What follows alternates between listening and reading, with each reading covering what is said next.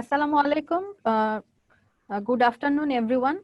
Welcome জানাচ্ছি আমি আমাদের এনরু সেন্টার ফর ডেভেলপমেন্টের পক্ষ থেকে ইন্ডাস্ট্রিয়াল অর্গানাইজেশনাল সাইকোলজি কনফারেন্স 2020-এ আপনাদের সবাইকে আরেকবার স্বাগতম জানাচ্ছি। সো আপনারা অনেকেই জানেন আজকে আমাদের এই কনফারেন্সটা 2 দিন ব্যাপী ছিল। সো প্রথম দিনে আমরা গতকালকে 2টা সেশন শেষ করেছি। প্রথমটা ছিল রিক্রুটমেন্ট অ্যান্ড সিলেকশন নিয়ে, দ্বিতীয়টা ছিল অর্গানাইজেশনাল পারফরমেন্স ম্যানেজমেন্ট নিয়ে, এবং আজকে আমাদের কনফারেন্সের শেষ দিন, দ্বিতীয় দিন, এবং সকালেও আমরা একটা সেশন করেছি, সেটা ছিল হচ্ছে লিডারশিপের ওপরে। এবং last but not the least, আজকের ফোর্থ সেশনটা যেটা আমরা এখন করতে যাচ্ছি সেটা হচ্ছে যে psychological workplace climate for employee engagement and wellbeing. So we are very excited with today's keynote speaker and the panelists we have with us. So আমি যদি একটু সবাইকে পরিচয় করিয়ে দিই।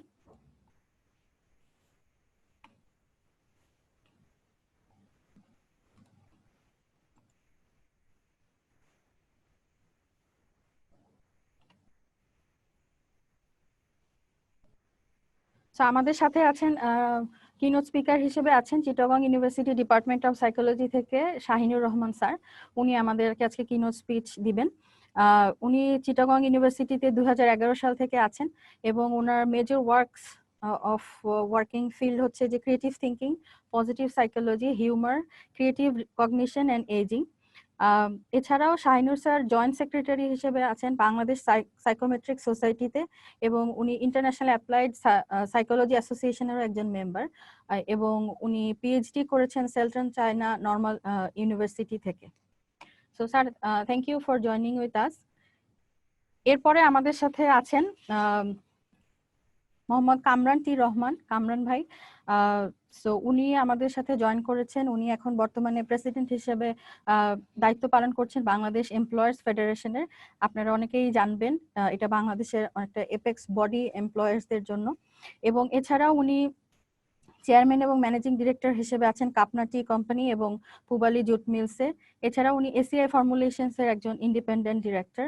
কামরান ভাই 40 বছরের ক্যারিয়ার। সো আমরা আশা করছি আমরা অনেক কিছু জানতে পারবো কামরান ভাইয়ের কাছ থেকে। কামরান ভাই, thank you very much for joining আস।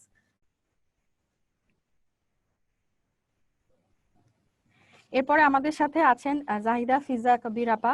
উনি বর্তমানে সাজিদা ফাউন্ডেশনের সিইও হিসেবে দায়িত্ব পালন করছেন। এছাড়াও উনি বোর্ড মেম্বার ছিলেন অ্যাকশন এইডে 2017 থেকে প্রায় 3 বছরের মতো। এছাড়া উনি রেনেটাতে বোর্ড অফ ডিরেক্টরস ছিলেন প্রায় 7 বছরের মতো। এছাড়াও পিএইচডব্লিউসি, যেটা psychological health and wellness clinic, সেটার বোর্ডের চেয়ারম্যান হিসেবে উনি দায়িত্বপ্রাপ্ত আছেন। Thank you, Appa. Thank you very much for joining us for this session. এরপরে আমাদের সাথে আছেন ডক্টর আশিক সেলিম ভাই। So he is the lead psychiatrist and managing director of psychological health and wellness clinic. So উনি 2018 সাল থেকে এখানে দায়িত্বপ্রাপ্ত আছেন। এছাড়া উনি লিড নিউজিল্যান্ডে বেশ কিছুদিন কাজ করার অভিজ্ঞতা আছে তার, এবং এর পাশাপাশি এর আগে উনি ইউকেতে এবং নর্থ ইংল্যান্ডে সাইকিয়াট্রিস্ট হিসেবে কাজ করার বেশ কিছু অভিজ্ঞতা রয়েছে তার। আমরা তার কাছ থেকে শুনবো আজকে। এবং last but not the least, Helaluddin sir. উনি আছেন national institute of mental health ইনস্টিটিউটে স্যার অ্যাসোসিয়েট প্রফেসর হিসেবে সেখানে দায়িত্বরত আছেন। এবং স্যার এখন পর্যন্ত প্রায় 200টার ওপরে তার রাইট আপস আছে মেন্টাল হেলথ নিয়ে। এবং স্যারের যদি বলি যে পাবলিকেশনস এর কথা, 45টার ওপরে তিনি অথর এবং কো অথর হিসেবে কাজ করেছেন সাইকোলজি বিভিন্ন পেপারস নিয়ে ইন্টারন্যাশনাল এবং ন্যাশনাল কনফারেন্সে। So thank you sir for joining with us. So আমরা যদি একটু আজকের সময়সূচিটা দেখে নিই, আজকে টেন্টেটিভলি আমাদের 2 ঘন্টার সেশনটা হবে। সো প্রথমেই আমরা কিনোট স্পিচটা স্যারের কাছ থেকে নিব, শাহিনুর স্যারের কাছ থেকে। এরপরে সেটার উপরে যদি কোনো কোয়েশ্চেন বা কমেন্ট থাকে প্যানেলিস্টদের কাছ থেকে, সেটা আমরা নিব। এবং তারপরের যে স্লটটা আছে that is going to be very exciting and interesting, যে যারা প্যানেলিস্টরা আমাদের সাথে জয়েন করছেন তারা তাদের ইন্ডাস্ট্রি সম্পর্কে, তাদের নিজেদের পার্সোনাল এক্সপিরিয়েন্স থেকে আমাদেরকে কিছু ইনসাইট শেয়ার করবেন regarding psychological workplace employee engagement and wellbeing নিয়ে। এরপরে লাস্ট সেশনটা হচ্ছে আমাদের কিউএনএ সেশন। সেখানে আমরা আমাদের সাথে যারা লাইভে অডিয়েন্স পার্টিসিপেট করছেন তাদের কাছ থেকে আমরা কোয়েশ্চেন নিব, প্লাস ওয়াইল রেজিস্ট্রেশন পার্টিসিপেন্ট আমাদের সাথে অনেক কোয়েশ্চেন শেয়ার করছেন, সেখান থেকে আমরা কিছু কোয়েশ্চেন রেখেছি, সেই কোয়েশ্চেনের অ্যান্সার গুলো আমরা নেব। এবং lastly with vote of thanks from Enroute we will close this session. So we are really hoping and expecting যে we are going to have a very exciting session today. এবং আমরা দেরি না করে তাহলে শুরু করছি। স্যার আপনি যদি একটু কিনোট স্পিচটা দিয়ে শুরু করেন, আমরা we are eagerly waiting. Thank you. ধন্যবাদ হাবিব আপা। আচ্ছা, আমাকে কি একটু আমি কি শেয়ার দিতে পারবো? জি স্যার আপনি পারবেন, শেয়ার স্ক্রিন দিয়ে।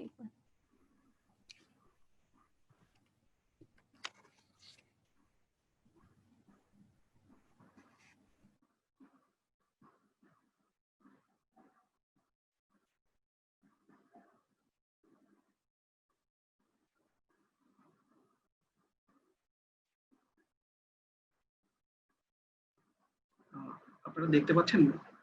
আমার স্ক্রিনটা দেখতে পাচ্ছেন হাবিব আপা?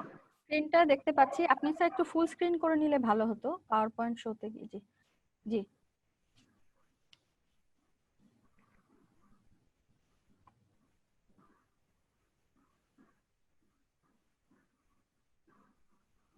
আচ্ছা, এখন দেখা যাচ্ছে? জি স্যার পারফেক্ট। আচ্ছা, ধন্যবাদ হাবিব আপা আমাকে স্পিচ শুরু করার জন্য, শুরু করতে বলার জন্য। এবং এখানে আসলে অনেক অভিজ্ঞ এবং প্র্যাকটিক্যালি যারা ইন্ডাস্ট্রিয়াল অর্গানাইজেশনে কাজ করছেন তারা উপস্থিত আছেন। সবাইকে আমি শুভেচ্ছা জানিয়ে আমি আমার স্পিচ শুরু করছি। আমি আসলে প্রথমেই বলে নেই, আমার আসলে পিএইচডি এখনো কমপ্লিট হয়নি। আমি এখনো পিএইচডি করছি সেন্ট্রাল চায়না নর্মাল ইউনিভার্সিটিতে উহানে। আমার পিএইচডি এখনো শেষ হয়নি, আমি এখনো আসলে অ্যাওয়ার্ডেড হইনি।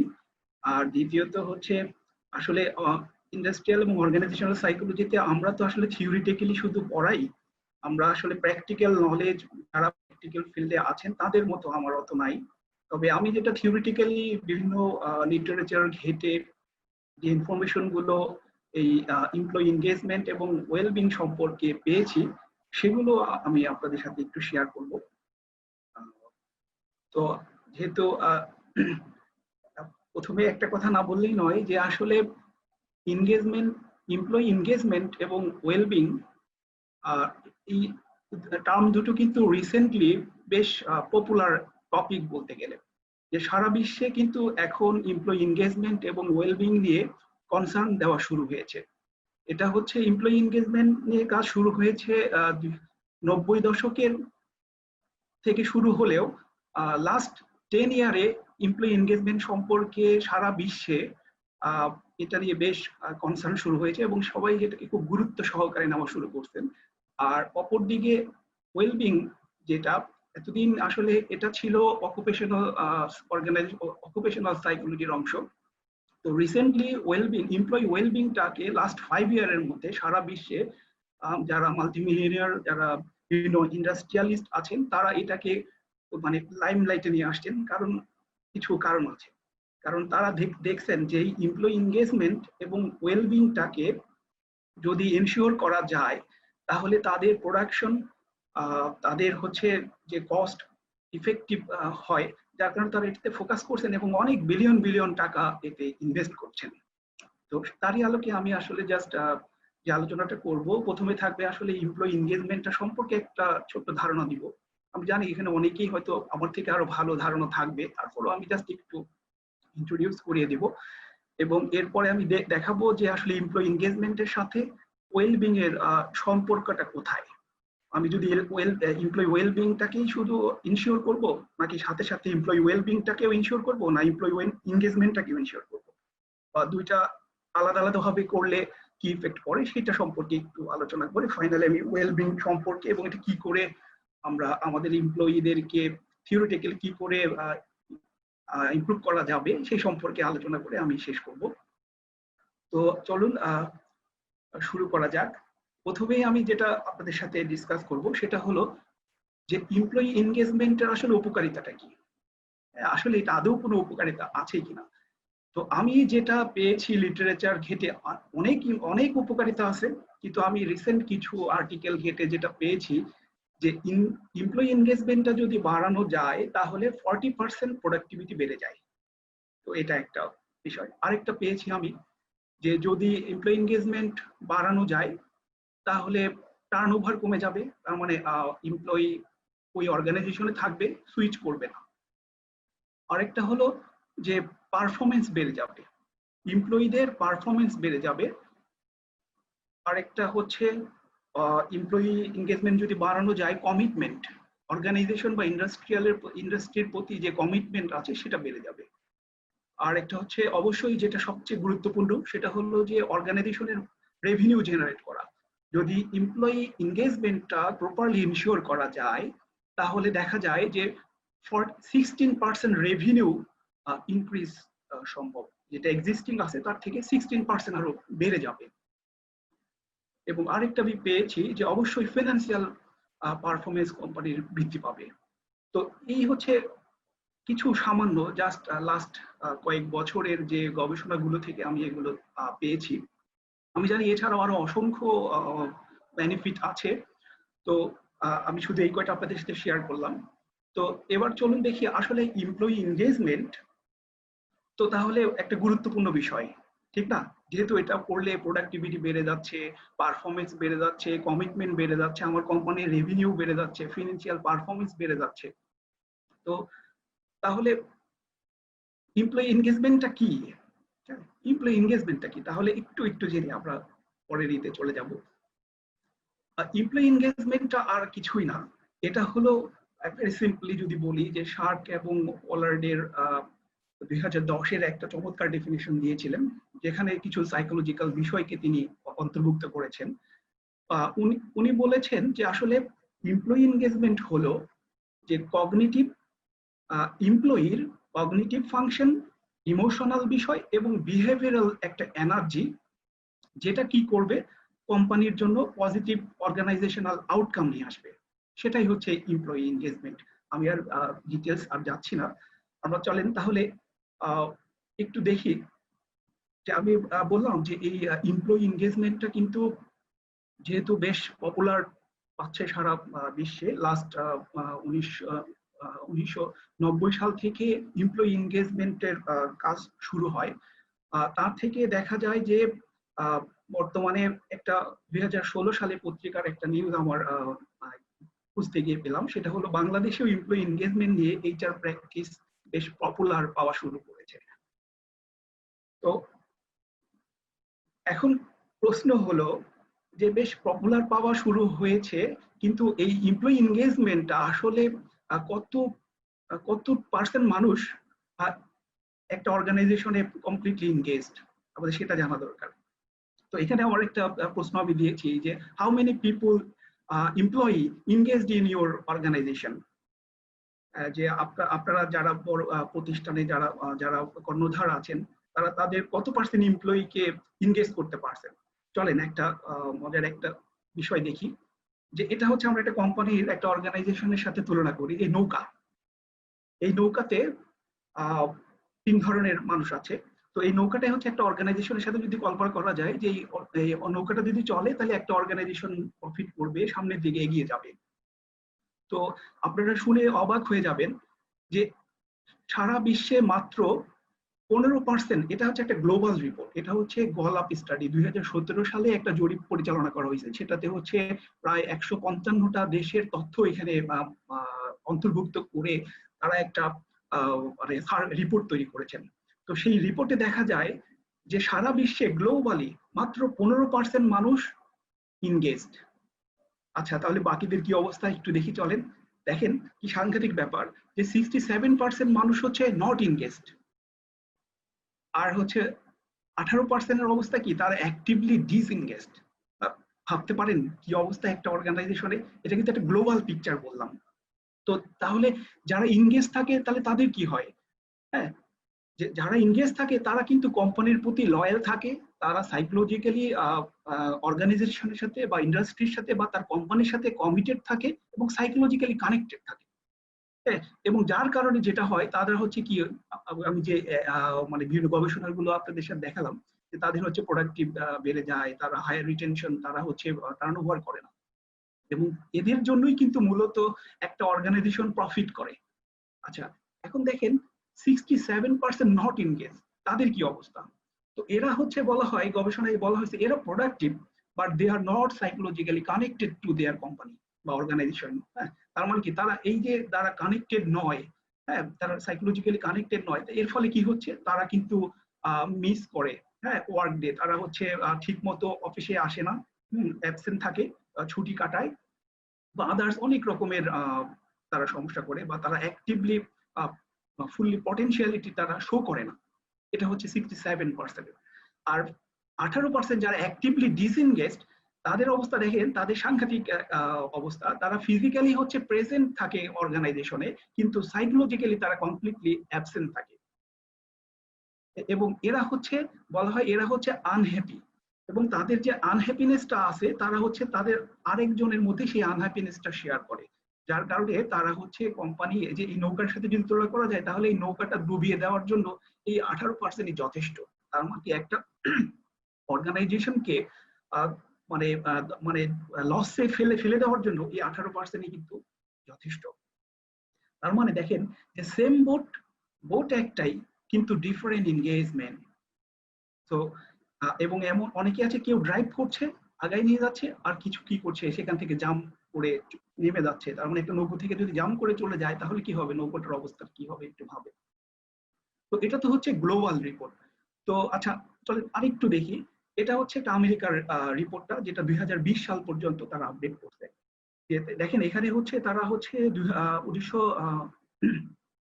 2000 সাল থেকে শুরু করে যে রিপোর্ট তারা তৈরি করেছে, হ্যাঁ, 2000 সাল থেকে শুরু করে তারা বর্তমান 2020 সাল পর্যন্ত তাদের রিপোর্টে আস্তে আস্তে কিন্তু তারা এই যে যেহেতু এমপ্লয়ি এনগেজমেন্টের যে টেকনিক গুলো আছে, তারা কিন্তু অ্যাপ্লাই করা শুরু করে দিয়েছে, এবং শুরু করাতে তাদের কি হয়েছে, এনগেজমেন্ট কিন্তু আস্তে আস্তে উপরের দিকে যাচ্ছে, আপনারা দেখেন, এবং ডিসএনগেজমেন্ট, অ্যাক্টিভ ডিসএনগেজটা কিন্তু কমে যাচ্ছে। এটা আমেরিকার রিপোর্ট। তো এবং তো মজার ব্যাপার, এখানে একটা বিষয় শেয়ার করতে হয়, যেহেতু 2000 এই যে বর্তমানে যে অবস্থা, বর্তমানে হলো কোভিড সিচুয়েশন, তো এই সিচুয়েশনেও কিন্তু এনগেজমেন্ট তাদের দেখা যাচ্ছে বেড়ে গেছে, কমে নাই কিন্তু হিসাবে। কিন্তু এই যে একটা অস্থির অবস্থা বা কোভিড এর কারণে যে একটা সারা বিশ্বে যে একটা অস্থির অবস্থা তৈরি হয়েছে, তো ধারণা করা হচ্ছিল এটা তো তার ওয়েলবিং এর উপর কিন্তু সাংঘাতিক প্রভাব ফেলছে, প্রতিটা এমপ্লয়ির প্রতি কিন্তু ওয়েলবিংটা কিন্তু খারাপ হয়ে গেছে, কারণ সবাই হচ্ছে অস্থির, একটা মানসিক ভাবে অস্থির। কিন্তু মজার ব্যাপার হলো, তা সত্ত্বেও আমেরিকান এই রিপোর্ট বলতেছে যে তারপরেও গত 18 সালের তুলনায় দেখে 2000 সালে 4% বৃদ্ধি পাইছে। তো এটার ক্ষেত্রে, এটার জন্য সাইকোলজি যারা গবেষক আছেন, তারা হচ্ছে মনে করছেন যে এটার কারণ হলো, তারা যেহেতু এই সময় একটা সাইকোলজিক্যাল একটা সাংঘাতিক ওয়েলবিং ডিজাস্টারের মধ্যে দিয়ে পার করছে, ঠিক এই সময়টাতে যে সমস্ত অর্গানাইজেশন তাদের এমপ্লয়ীদেরকে ধরে রেখেছে, ওই এমপ্লয়ীরা ওই অর্গানাইজেশনকে অমন করছে, মানে ফিল করছে যে হ্যাঁ, যে এই দুর্দিনে আমার চাকরি চলে যাওয়ার কথা, অথচ আমাকে আমার এমপ্লয়ার আমাকে এখনো স্যাক করেনি, আমাকে পে করছে। তো এর কারণেই হয়েছে কি, তাদের মধ্যে এমপ্লয় এনগেজমেন্টটা বেড়ে গেছে। তো যার কারণে এই রিপোর্টে দেখেন যে উল্টা 34% থেকে 8% জাম্প করছে। তো এটা তো হলো আমেরিকান রিপোর্ট। চলেন আমরা আরেকটা রিপোর্ট দেখি।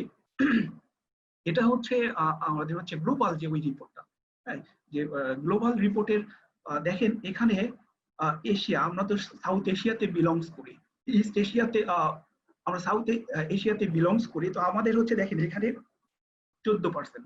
তো এর মধ্যে হচ্ছে সাউথ এশিয়ার মধ্যে আমরা বাংলাদেশ, ইন্ডিয়া, আমাদের আশপাশে যে কান্ট্রি গুলো আছে, সেগুলো কিন্তু অন্তর্ভুক্ত।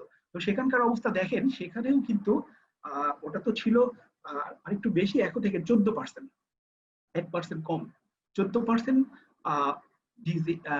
ইনগেজ, মাত্র 14% ইনগেজড, এবং নট ইনগেজ 65%, আর অ্যাক্টিভলি ডিসএনগেজ 21%। তাহলে এখন বলেন যে আপনারা যদি আপনাদের অর্গানাইজেশন প্রফিট করতে চান, বা তাহলে এইচআর এর কি করা উচিত? এইচআর কে ফোকাস করা উচিত অবশ্যই যে এমপ্লয়ি এনগেজমেন্ট বাড়ানোর প্রতি। বিশেষ করে এখানে দেখেন বিশাল একটা জনগোষ্ঠী আছে, যেটা হচ্ছে বিশাল এমপ্লয়ি, 65% এমপ্লয়িকে যদি আমরা তাদেরকে হচ্ছে এনগেজমেন্ট তাদের বাড়াতে পারি, তাহলে আমি শিওর যে ওই অর্গানাইজেশনের প্রফিট ডাবল ট্রিপল বেড়ে যাবে। তো এই কারণে কিন্তু সারা বিশ্বে কিন্তু বিষয়টাকে সাংঘাতিকভাবে উপলব্ধি করছে এবং তারা কিন্তু এটাকে ট্রিলিয়ন ট্রিলিয়ন ডলার ইনভেস্ট করছে। এবং অন্য বিষয়গুলোর তুলনায় এই বলা হয় যে এই মিলেনিয়ামে এই দুইটা বিষয়কে মানে এনগেজমেন্টটাকে সাংঘাতিকভাবে ফোকাস করা হচ্ছে। তো তাহলে এখন তাহলে আমি কিছু টেকনিকের কথা বলে আমি পরের ওয়েলবিং এ চলে যাই, যেহেতু সময় অল্প, যে আসলে কি করে তাহলে এনগেজমেন্টটা আমরা বাড়াতে পারি। এটা হচ্ছে একটা বিগ কোশ্চেন, যে আচ্ছা সবই ঠিক আছে যে আমার এমপ্লয়িকে তো আমি হচ্ছে এনগেজমেন্ট হচ্ছে বাড়াতে চাই, বাট সেক্ষেত্রে তাহলে কি কোন টেকনিক গুলো আমরা ইউজ করব। তো আমাদের বাংলাদেশে কিন্তু এই যে এনগেজমেন্ট এমপ্লয়ি এনগেজমেন্টের বিভিন্ন টেকনিক গুলো বিভিন্ন অর্গানাইজেশন অলরেডি ব্যবহার করে। তো সবগুলো সম্পর্কে আমার জানা নাই, তবে আমার দুই একটা জানা আছে। তার মধ্যে একটা হলো যে আমি দেখেছি যে গ্রামীণ ফোনে আমাদের যে গ্রামীণ ফোন তারা হচ্ছে ওখানে একটা টেকনিক ইউজ করে, তারা হচ্ছে ওটাকে বলা হয় হাই গ্রুপ টেকনিক। যে এমপ্লয়ি এনগেজমেন্ট এই মডেলটা তারা ইউজ করেন, যে হাই গ্রুপ টেকনিক, এবং এই মডেলটাই তারা হচ্ছে ইউজ করে তারা কিন্তু তাদের এমপ্লয়ীদের এনগেজমেন্ট বাড়ানোর জন্য কাজ করেন।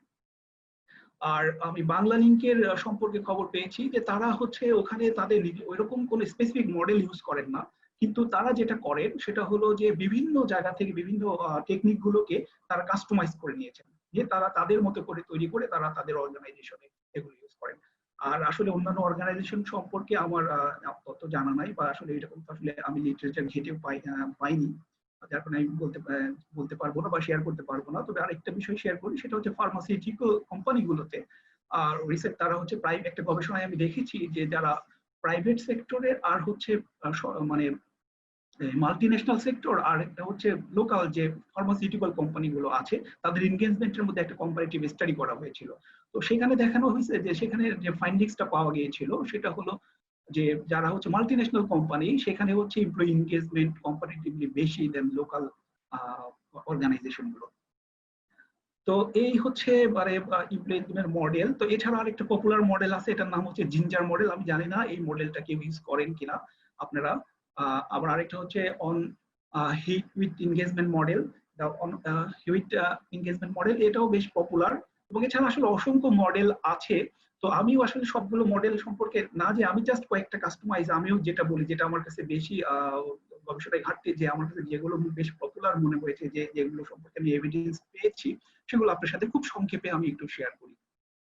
যেমন একটা হচ্ছে American psychological association applied psychology জার্নালে, আমাদের আমেরিকান সাইকোলজিক্যাল অ্যাসোসিয়েশনের এই অ্যাপ্লাইড সাইকোলজি জার্নালে একটা এই আর্টিকেলটা প্রকাশ হয়। সেখানে বলা হয়েছে যে যে যারা হচ্ছে ডেইলি প্ল্যানিং করে, যে অর্গানাইজেশনে একজন হচ্ছে এমপ্লয়ি সারাদিন সকালে এসে তাদের যদি একটা প্ল্যানিং থাকে সারাদিন কি করবে সেটা যদি করে ফেলে, তাহলে সেই প্ল্যানিং যদি করে তাহলে তাদের এনগেজমেন্ট বেশি হয়। তো এখানে দেখেন একটা মানে দুইটা টেকনিক, একটা হচ্ছে এই ডেইলি প্ল্যানিং এর দুইটা অংশ আছে, একটা হলো টাইম ম্যানেজমেন্ট প্ল্যানিং আর একটা হলো যে কন্টিজেন্ট প্ল্যানিং। তো টাইম ম্যানেজমেন্ট প্ল্যানিং যেটা আছে সেই টাইম ম্যানেজমেন্ট প্ল্যানিংটা হলো যে সাধারণত আমরা যে টু ডু লিস্টটা করি এবং শিডিউল করি যে কখন কি করব না করব এটার একটা লিস্ট করি। তো ইটস ওকে। দেন সেকেন্ডটা হচ্ছে কন্টিনজেন্ট প্ল্যানিংটা হলো যে আমি যদি সেই শিডিউল অনুযায়ী তো আমি সব ঠিক করলাম, কিন্তু কোনো কারণে যদি আমার শিডিউলটা ঠিক মতো না করতে পারি, তাহলে ব্যাকআপ প্ল্যান হিসেবে আমি তখন কিভাবে সেটাকে ম্যানেজ করব সেই সম্পর্কে যদি প্ল্যানিং করা থাকে, এই দুইটা প্ল্যানিং যদি ঠিক মতো করা হয় তাহলে তাদের এনগেজমেন্ট বেড়ে যায়। তো এটা হচ্ছে ওই গবেষণার ফাইন্ডিং, আপনারা চাইলে দেখতে পারেন।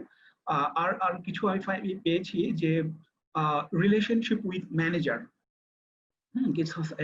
সার্ভেতে দেখা গেছে যে যে সাধারণত 75% এমপ্লয়ি তারা তাদের জবটাকে কিন্তু চেঞ্জ করতে কেউ চায় না, চেঞ্জ করে হচ্ছে তাদের বসকে। বসের কারণে তারা হচ্ছে চেঞ্জ করে, জবের কারণে কিন্তু করে না। তো কাজেই বসের সাথে যদি এমপ্লয়ীদের হচ্ছে ভালো সম্পর্ক হয় তাহলে কিন্তু এমপ্লয়ি এনগেজমেন্ট বেড়ে যাবে। এটা বেড়ে যাবে। তো এখন বসের সাথে কি করে হচ্ছে সম্পর্ক ভালো করা যেতে পারে, এখন সাধারণত আমি গবেষণা করছি, আসলে আমি হচ্ছে সেন্ট্রাল জার্মান বিশ্ববিদ্যালয়ে উহানে সাইকোলজি ডিপার্টমেন্টে আমি একটু গবেষণা করছি, সেখানে আলোকে একবার সেই প্রেক্ষিতে আমি একটু শেয়ার করতে চাই যে আসলে আমি হিউমার নিয়ে কাজ করছি। তো সেখানে আমি অসংখ্য গবেষণা দেখেছি যে যাদের হচ্ছে যাদের বসরা যদি তার সাবঅর্ডিনের সাথে একটু হাসি মুখে কথা বলে, হ্যাঁ, এবং তার একটু খোঁজ খবর নেয়, তার কাজকর্মের একটু ফিডব্যাক দেয়, তাহলে কিন্তু এমপ্লয়ি খুবই তার সাথে ভালো একটা সম্পর্ক তৈরি হয়ে যায়। এবং বস যদি তার সাবঅর্ডিনের সাথে হিউমার বা কোনো মজার বিষয় শেয়ার করে বা মজা করে, হ্যাঁ, তাহলে যেটা হয় কি একটা পাওয়ার ডিস্টেন্স কমে যায়। হ্যাঁ, পাওয়ার ডিস্টেন্স কমে যায়। তো পাওয়ার ডিস্টেন্স কমে গেলে যেটা হয় তাদের মধ্যে ক্রিয়েটিভিটি বেড়ে যায় এবং রিলেশনশিপ কিন্তু ভালো হয়। আচ্ছা, আরেকটা হলো বলা হয় যে হ্যাপিনেস। হ্যাঁ, যে সাধারণত এমপ্লয়ীদের যদি হ্যাপিনেসটাকে কোনোভাবে এনশিওর করা যায়, হ্যাঁ, এই ফিলিংসটাকে যদি এমপ্লয় করা যায়, তাহলে দেখা যায় যে 12% প্রোডাক্টিভিটি বেড়ে যায় এবং এটা কিন্তু এমপ্লয়ি এনগেজমেন্ট ইনক্রিজ করে। তো আমরা জানি যে হ্যাপিনেস, আমাদের এমপ্লয়িকে কিভাবে হ্যাপিনেস আনতে হবে সেটার জন্য কিন্তু অনেক টেকনিক আছে। এটা ইউজ করতে পারে। অনেকে বলে যে যেমন একটা গবেষণায় আছে যে এমপ্লয়ীদেরকে যদি হচ্ছে রেসপেক্ট করা যায় তাহলে কিন্তু তার মধ্যে হ্যাপিনেস চলে আসে। এবং তার সিনিয়র বসরা যদি তার এমপ্লয়িকে বলে যে ডিসিশনে তাকে অন্তর্ভুক্ত করে বা তার নতুন আইডিয়া জিজ্ঞাসা করে, তার ওই এমপ্লয়ির মধ্যে কিন্তু হ্যাপিনেস বেড়ে যায়। আরেকটা হলো যে কোর ভ্যালু। হ্যাঁ, গত দিনেও হচ্ছে আমাদের এই যে কনফারেন্সের এক আপা বলেছিলেন যে এক অর্গানাইজেশনের এইচআর এক আপা বলেছিলেন যে কোর ভ্যালুটা খুবই ইম্পর্টেন্ট। যে কোর ভ্যালু হচ্ছে যে একটা অর্গানাইজেশনের একটা কোর ভ্যালু থাকে, আবার দেখেন একটা এমপ্লয়িরও কিন্তু কিছু কোর ভ্যালুস থাকে। তো এই অর্গানাইজেশনের কোর ভ্যালু আর ওই এমপ্লয়ির কোর ভ্যালুর মধ্যে যদি অ্যালাইন করা যায় তাহলে কিন্তু মানে এমপ্লয়ি এনগেজমেন্টটা বাড়ানো সম্ভব। এবং সেটা কিভাবে করা যেতে পারে, যে কোম্পানির যে কোর ভ্যালু গুলো আছে সেগুলো কিন্তু বারবার এমপ্লয়ির সামনে রিপিট করা যেতে পারে, বা সেটা সম্পর্কে তাদের মিশন বা তাদের হচ্ছে ভিশন, এমপ্লয়ি যে ভিশন, অর্গানাইজেশনের যে ভিশন এবং মিশন গুলো আছে সেগুলো যদি তাদের জানানো হয় তাহলে সেগুলো কিন্তু তার কোর ভ্যালুর সাথে অ্যালাইন হয় এবং তখন কিন্তু এমপ্লয়ি এনগেজমেন্ট বেড়ে যায়। তারপর এটা হচ্ছে ওয়ার্ক প্লেস স্যাটিসফ্যাকশন। হ্যাঁ, ওয়ার্ক প্লেস স্যাটিসফ্যাকশনে আসলে যেটা সবচেয়ে বড় কাজ করে সেটা হচ্ছে সবাই জানি যে যদি পেমেন্টটা যদি ফেয়ার হয়, তাহলে কিন্তু মানে এটা হচ্ছে ওয়ার্ক প্লেস স্যাটিসফ্যাকশনে রোল প্লে করে। আবার হচ্ছে অনেক সময় তার এমপ্লয়ি হচ্ছে যার যে জব রোল আছে সেগুলোকে যদি এনশিওর করা যায় তাহলে কিন্তু যে তার যে কি জব রোল বা তার হচ্ছে ক্লিয়ারিফিকেশন যদি থাকে তাহলে কিন্তু এমপ্লয়ি স্যাটিসফ্যাকশন, যে আমাকে এটা করতে হবে, এটা করতে হবে, বা আমার রেসপন্সিবিলিটি এর বাইরে আমি কিছু করতে পারি, এগুলো কিন্তু ওয়ার্ক প্লেস স্যাটিসফ্যাকশন হিসেবে কাজ করে। আরেকটা হলো যে রিলেশনশিপ উইথ দ্য কলিগস। একটা তো বসের সাথে একটা রিলেশনশিপ, আরেকটা হলো যে আদার্স এমপ্লয়ীদের সাথে, কলিগসদের সাথে সম্পর্ক। কারণ দেখেন একটা এমপ্লয়ি কিন্তু মোস্ট অফ দ্য টাইম তার দিনের সবচেয়ে বেশিরভাগ সময় কিন্তু তার অর্গানাইজেশনে কাটায়। তো সেখানে যদি তার কোয়ার্কারদের সাথে যদি তার রিলেশনশিপটা ভালো ইনশিওর না করা যায় তাহলে কিন্তু তাকে ধরে রাখা মুশকিল এবং তাকে এনগেজমেন্ট করানো মুশকিল। কাজে রিলেশনশিপটাকে যদি বাড়ায় দেওয়া যায় তাহলেই কিন্তু এমপ্লয়ি এনগেজমেন্ট ইনশিওর করা সম্ভব। আরেকটা হচ্ছে ফিডব্যাক। দেখা গেছে 14.9% টার্নওভারকে কমায় দেয় এই হচ্ছে ফিডব্যাক, এবং সাথে সাথে এমপ্লয়ি এনগেজমেন্ট বাড়ায় দেয়। তো ফিডব্যাকটা আমরা কি করতে পারি, যে সাধারণত এইচআর যেটা করতে পারে যে প্রতি মাসে একবার করে তাদের হচ্ছে প্রতিটা এমপ্লয়ীদের ফিডব্যাক নিতে পারে এবং তাদের পেয়ারদের কেউ হচ্ছে তা আরেকজনের সম্পর্কে ফিডব্যাক দেওয়ার ব্যাপারে উৎসাহিত করা যেতে পারে এবং তাদের কাছ থেকে নতুন নতুন আইডিয়া কি হতে পারে সেগুলো তাদের কাছ থেকে জানতে চাইতে পারে। এতে করে মানে এমপ্লয়ি ফিল গুড এবং খুব ভালো ফিল করে এবং অর্গানাইজেশন মানে ইন্ডাস্ট্রি তার ওয়ার্কের সাথে সে একদম কমপ্লিটলি এনগেজড হয়ে যায়। এছাড়া আরো কিছু টেকনিক আছে, যেমন রিকগনিশন। এটা হচ্ছে 70% এমপ্লয়ি, রিপোর্টে বলা যায় 70% এমপ্লয়ি বলছে যে যদি তারা রিকগনিশন দেওয়া হয় তাহলে তারা মোটিভেটেড থাকে এবং মোটিভেটেড থাকার সাথে সাথে কিন্তু তারা তাদের অর্গানাইজেশনে এনগেজড হয়ে যায়। এবং এটা হচ্ছে যে পার্সোনাল গ্রোথ। সেখানে কোম্পানিতে যদি পার্সোনাল গ্রোথের সুযোগ থাকে তাহলে সেখানে কিন্তু এমপ্লয়িরা মোটিভেটেড থাকবে। তো পার্সোনাল গ্রোথের সুযোগটা কি, যেমন আমরা গতদিন আমাদের হচ্ছে মাইন্ডসেট দুই রকম, একটা হচ্ছে গ্রোথ মাইন্ডসেট আর একটা হচ্ছে ফিক্সড মাইন্ডসেট। তো আমরা যদি হচ্ছে কিভাবে হচ্ছে মাইন্ডসেটকে চেঞ্জ করতে পারি সেই সম্পর্কিত হচ্ছে ট্রেনিং এর আয়োজন করতে পারি, বা কন্টিনিউয়াস লার্নিং, তাদেরকে লার্নিং এ এনগেজ করাতে পারি, এনকারেজ করতে পারি সাইড প্রজেক্টের জন্য, এবং কোম্পানির মিশনটা তাদের সাথে যদি বারবার রিপিট করা যেতে পারে, তাহলে কিন্তু সে কিন্তু মানে এনগেজমেন্ট তার মধ্যে বাড়বে। তো এছাড়া আরো অনেক টেকনিক আছে, আসলে এই সময় আসলে বলা সম্ভব না। তো চলেন এবার একটু আমি বলতে চাচ্ছি যে আমাদের যে রিলেশনশিপ, এমপ্লয়ি এনগেজমেন্ট এবং ওয়েলবিং এর সাথে যে সম্পর্কটা আছে, সেটা আপনারা পিকচারে আমি মনে হয় দেখতে পাচ্ছেন সবাই। যে দেখেন, একজনের যদি হাইলি এনগেজমেন্ট থাকে, তাহলে কি হচ্ছে, ঠিক এই জায়গাটাতে একটু খেয়াল করেন যে এখানে কিন্তু এই যে ব্যক্তিরা হাইলি প্রোডাক্টিভ, এখানে যারা কাজ করছে তারা কিন্তু আমি আপনাদের একটু এই যে এইখানে দেখেন, আপনারা সবাই দেখতে পাচ্ছেন আশা করি, যে এখানে সবাই কিন্তু হাইলি এনগেজড। আচ্ছা, আমি তাদেরকে হাইলি এনগেজ করে দিছি এবং তারা কিন্তু সাংঘাতিক ভাবে কাজ করছে। এবং দেখা গেছে গবেষণায় যে যদি কাউকে খুবই হাইলি এনগেজড হয়ে যায়, তাহলে সে প্রোডাক্টিভ হবে, সে সাংঘাতিক রকমের প্রোডাকশন দিবে, বাট সে যেটা করবে টার্ন ওভার করবে, সে কিন্তু আপনার হচ্ছে চাকরি ছেড়ে দিবে। কারণ এটা হচ্ছে তার মধ্যে বার্ন আউট তৈরি করবে এবং তাকে একটা ইমোশনাল একটা ডিস্টারবেন্সের মধ্যে ফেলে দিবে। প্রোডাকশন ভালো হবে, বাট সে কিন্তু লিভ করবে যে না, আমি অনেক করেছি, আমি আর করতে পারছি না। তো এটা কিন্তু একটা প্রবলেম। আবার দেখেন, ঠিক আবার যদি ওয়েলবিং আমরা ইনশিওর করলাম আমাদের এমপ্লয়ীদের, হ্যাঁ, হাইলি তারা হচ্ছে ওয়েলবিং আমি ইনশিওর করলাম, কিন্তু দেখেন তাহলে কি হচ্ছে, হাইলি ওয়েলবিং ইনশিওর করলে আরেক সমস্যা দেখা দিচ্ছে। দেখেন যে এখানে দেখেন আপনার এই জায়গাটাতে এরা হচ্ছে হাইলি, তাদের ওয়েলবিং কিন্তু অনেক ভালো এখানে, হ্যাঁ, তাদের ওয়েলবিং এতটাই ভালো যে তারা দেখেন কমফোর্ট হয়ে মানে মানে তারা কমফোর্ট মানে কমফোর্ট জোনে চলে গেছে তাদের, হ্যাঁ, তারা হচ্ছে don't care where we are going, আমরা কোথায় যাব সেই সম্পর্কে তাদের কিন্তু এবং এরা হচ্ছে এরাও অর্গানাইজেশনে কিন্তু প্রোডাক্টিভ হবে না। তার মানে কি, হাইলি ওয়েলবিং যেমন সুবিধার নয়, আবার একইভাবে হাইলি এনগেজমেন্টও কিন্তু ভালো প্রোডাকশন দিতে দিতে সক্ষম হলেও অর্গানাইজেশনের জন্য ক্ষতিকর। আবার দেখেন, যাদের হচ্ছে দুটোই কম, এমপ্লয়ি এনগেজমেন্টটাও কম, এনগেজ কম, আবার অপর দিকে তাদের ওয়েলবিংও কম, তাদের কি অবস্থা হবে দেখেন এই জায়গাটাতে, যে তাদের অবস্থা দেখেন, তারা হচ্ছে তারাও কিন্তু একদম ডিমোটিভেটেড। তারা হচ্ছে কমপ্লিট অর্গানাইজেশনের সাথে এনগেজড নয়, হ্যাঁ, খুবই অল্প এনগেজ। তার মানে আবার একইভাবে তাদের ওয়েলবিংটাও খারাপ, এমপ্লয়ি ওয়েলবিংটাও খারাপ। তাহলে কি হবে, তারাও কিন্তু তাদের প্রোডাকশনও কিন্তু ভালো হবে না। তাহলে কারা ভালো হবে, দেখেন এই যে গ্রুপটা আছে, এই গ্রুপটা হলো বলা হয় যে হাইলি প্রোডাক্টিভ।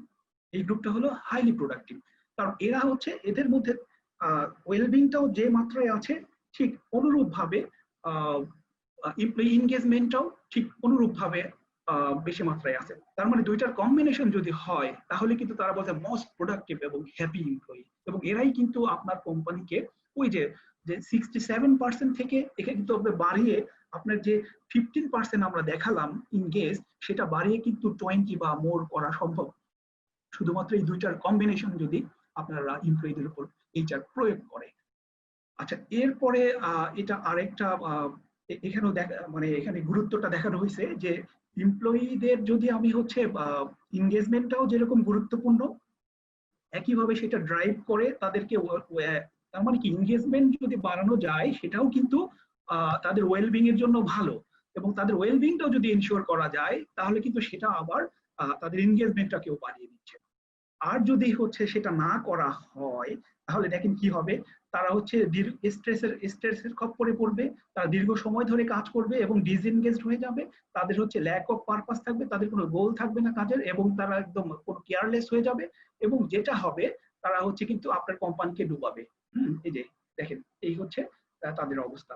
তো কাজে এটা হচ্ছে এমপ্লয়ি ওয়েলবিং এবং এমপ্লয়ি এনগেজমেন্টের মধ্যে একটা মানে বলবো যে একটা রিলেশন, সাংঘাতিক একটা সম্পর্ক। তো আচ্ছা, চলুন তাহলে এবার ওয়েলবিংটা সম্পর্কে আমরা একটু আলোচনা করি।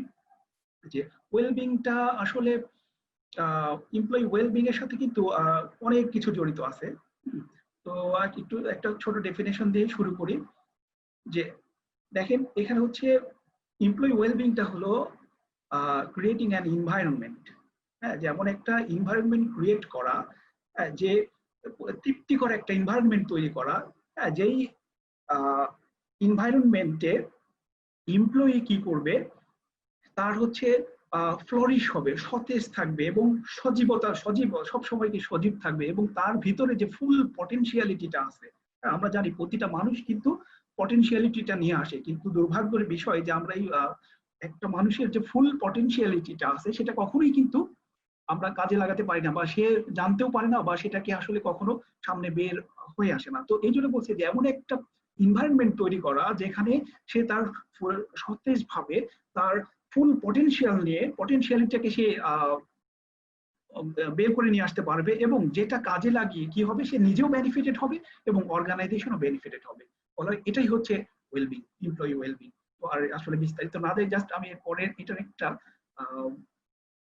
তার মানে ওই যে কথাটা তার হচ্ছে এটা আসলে রিটেন বিষয়, সেটা হচ্ছে employee wellbeing is a positive step in which individual able to function, মানে ফাংশন করবে at a or near their optimal level এ তারা ফাংশন করবে, whether defined as measure in term of physical, mental, emotional and social functioning, এবং এর সাথে যুক্ত হবে with significant implication for individual, their family and their community, the organization and society at the large.